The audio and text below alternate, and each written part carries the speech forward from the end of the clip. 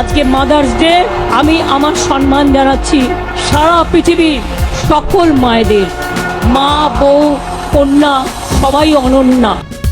যুদ্ধ করে অনেকেই ভুলে গিয়েছিলেন মাতৃদিবস অনুষ্ঠানটিকে। বাংলার মমতাময়ী মুখ্যমন্ত্রী মাননীয়া মমতা বন্দ্যোপাধ্যায় মায়ের থেকে কোনো অংশেই কম নয়। তার কন্যাশ্রী বলুন, বিধবা ভাতা বলুন, সবুজ সাথী বলুন, রূপশ্রী বলুন, স্বাস্থ্যসাথী বলুন, সব ক্ষেত্রেই মমতা বন্দ্যোপাধ্যায় এগিয়ে যান মানুষের সাথে, মানুষের পাশে। তাই তাকে অনেকেই আখ্যা দিয়েছেন মমতাময়ী মা।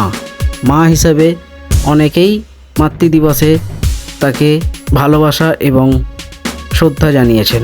এমন একজন মা যিনি কখনোই বিভাজনে বিশ্বাস করেন না। দল, মত, ধর্ম নির্বিশেষে কোলে ঠাঁই দেন তিনি সকলকেই।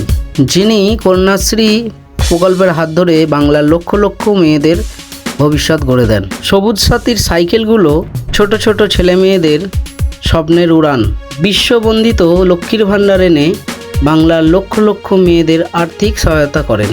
উচ্চশিক্ষায় অগ্রগতি হোক কিংবা রূপশ্রী এনে বিবাহযোগ্য মেয়েদের, প্রাপ্তবয়স্ক মেয়েদের সংসার গড়ে দেন, অথবা বিধবা ভাতা বা বার্ধক্য ভাতার মতো প্রকল্প এনে মর্মস্পর্শীয় বাঁচার উপায় তিনি খুঁজে দিয়েছেন। আপনারাই আমাদের মা, আপনারাই আমাদের আম্মা, আপনারাই আমাদের মাদার, আপনারাই আমাদের সব কিছু চালান। মা না থাকলে সংসার চলে না। চলুন শোনাই আপনাদের সেই সুন্দর কবিতাটি। মাতৃদিবসে মুখ্যমন্ত্রী মমতা বন্দ্যোপাধ্যায় তিনি পাঠ করে শুনিয়েছেন বিখ্যাত একটি কবিতা। শুনুন। মা গো, তোমার মিষ্টি হাসি দেখতে ভালোবাসি। তুমি যখন রাগ করো মা, চুপি চুপি আসি। কখনো ভাবোই ভয় পাবো না, মা তো স্নেহ ভরা।